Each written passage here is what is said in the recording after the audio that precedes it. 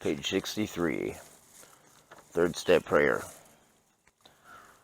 Many of us said to our Maker, as we understood him, God, I offer myself to thee, to build with me and do with me as thou wilt. Relieve me of the bondage of self, that I may better do thy will. Take away my difficulties, that victory over them may bear witness to those that would help of thy power, thy love, and thy way of life. May I do thy will always.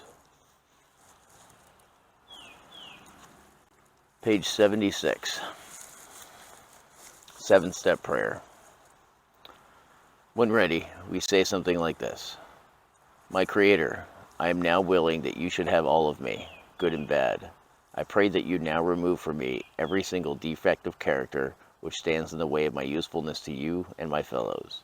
Grant me strength as I go out from here to do your bidding. Amen.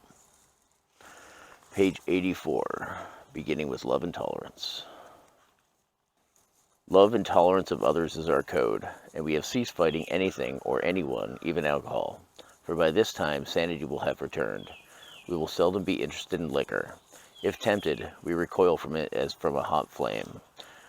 We react sanely and normally, and we will find that this has happened automatically. We will see that our new attitude toward liquor has been given us without any thought or effort on our part. It just comes. That is the miracle of it. We are not fighting it, neither are we avoiding temptation. We feel as though we have been placed in a position of neutrality, safe and protected. We have not even sworn off. Instead, the problem has been removed. It does not exist for us. We are neither cocky nor are we afraid. That is our experience. That is how we react so long as we keep in fit spiritual condition. It is easy to let up in the spiritual program of action and rest on our laurels. We are headed for trouble if we do, for alcohol is a subtle foe. We are not cured of alcoholism. What we have is a daily reprieve contingent on the maintenance of our spiritual condition. Every day is a day we must carry the vision of God's will into all of our activities. How can I best serve thee? Thy will, not mine, be done. These are thoughts which must go with us constantly. We can exercise our willpower along this line all we wish. It is the proper use of the will. Much has already been said about receiving strength, inspiration, and direction from Him who has all knowledge and power. If we have carefully followed directions, we have begun to sense the flow of His Spirit into us. To some extent, we have become God-conscious.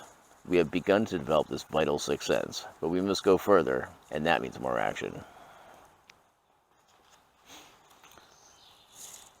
Page 86. When we retire at night, we constructively review our day. Were we resentful, selfish, dishonest, or afraid?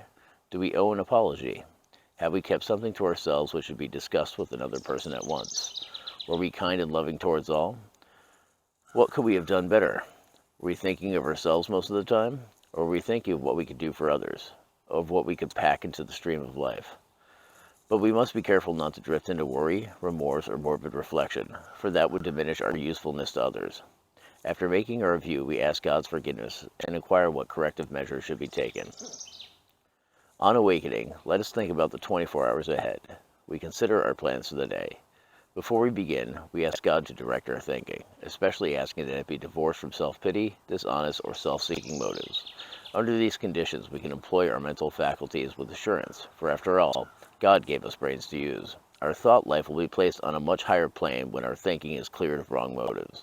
In thinking about our day, we may face indecision. We may not be able to determine which course to take. Here, we ask God for inspiration, an intuitive thought or decision. We relax and take it easy. We don't struggle. We are often surprised how the right answers come after we have tried this for a while. What used to be the hunch or the occasional inspiration gradually becomes a working part of the mind. Being still inexperienced and just having made conscious contact with God, it is not probable that we are going to be inspired at all times. We might pay for this presumption in all sorts of absurd actions and ideas. Nevertheless, we find that our thinking will, as time passes, be more and more on the plane of inspiration. We come to rely upon it. We usually conclude this period of meditation with a prayer that we be shown all throughout the day what our next step is to be, that we be given whatever we need to take care of such problems. We ask especially for the freedom from self-will, and are careful to make no request for ourselves only. We may ask for ourselves, however, if others will be helped. We are careful never to pray for our own selfish ends. Many of us have wasted a lot of time doing that, and it doesn't work. You can easily see why. If circumstances warrant, We ask our wives or friends to join us in morning meditation. If we belong to a religious denomination which requires a definite morning devotion, we attend to that also. If not members of religious bodies, we sometimes select and memorize a few set prayers which emphasize the principles we have been discussing. There are many helpful books also. Suggestions about these may be obtained from one's priest, minister, or rabbi. Be quick to see if religious people are right. Make use of what they offer. As we go through the day, we pause, when agitated or doubtful, and ask for the right thought or action. We constantly remind ourselves that we are no longer running the show, humbly saying to ourselves many times each day, "Thy will be done." We are then in much less danger of excitement, fear, anger, worry, self-pity, or foolish decisions. We become much more efficient.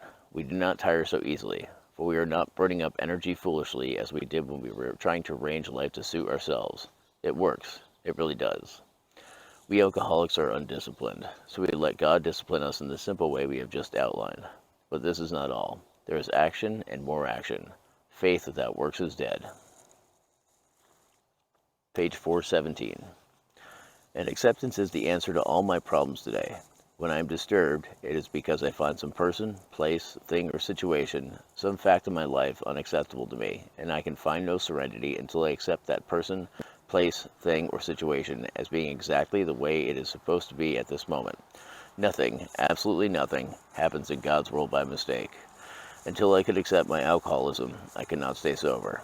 Unless I accept life completely on life's terms, I cannot be happy. I need to concentrate not so much on what needs to be changed in the world as on what needs to be changed in me and in my attitudes.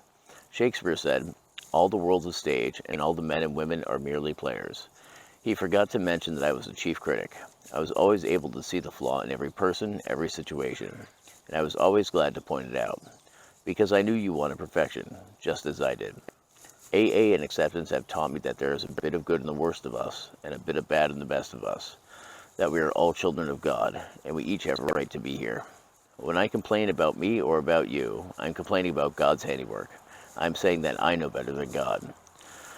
For years I was sure the worst thing that could happen to a nice guy like me would be that I would turn out to be an alcoholic. Today I find it's the best thing that has ever happened to me. This proves I don't know what's good for me. And if I don't know what's good for me, then I don't know what's good or bad for you or for anyone. So I'm better off if I don't give advice, don't figure I know what's best, and just accept life on life's terms as it is today, especially my own life as it actually is. Before AA, I judged myself by my intentions, while the world was judging me by my actions. Page 420. Perhaps the best thing of all for me is to remember that my serenity is inversely proportional to my expectations. The higher my expectations of other people are, the lower is my serenity. I can watch my serenity level rise and I discard my expectations, but then my rights try to move in, and they too can force my serenity level down. I have to discard my rights as well as my expectations by asking myself, how important is it really? How important is it compared to my serenity, my emotional sobriety? And when I place more value on my serenity and sobriety than on anything else, I can maintain them at a higher level, at least for the time being. Acceptance is the key to my relationship with God today. I never just sit and do nothing while waiting for Him to tell me what to do. Rather, I do whatever is in front of me to be done, and I leave the results up to Him. However it turns out, that's God's will for me. I must keep my magic magnifying mind on my acceptance. I must keep my magic magnifying mind on my acceptance and off my expectations, for my serenity is directly proportional to my level of acceptance. When I remember this, I can see I've never had it so good. Thank God for AA.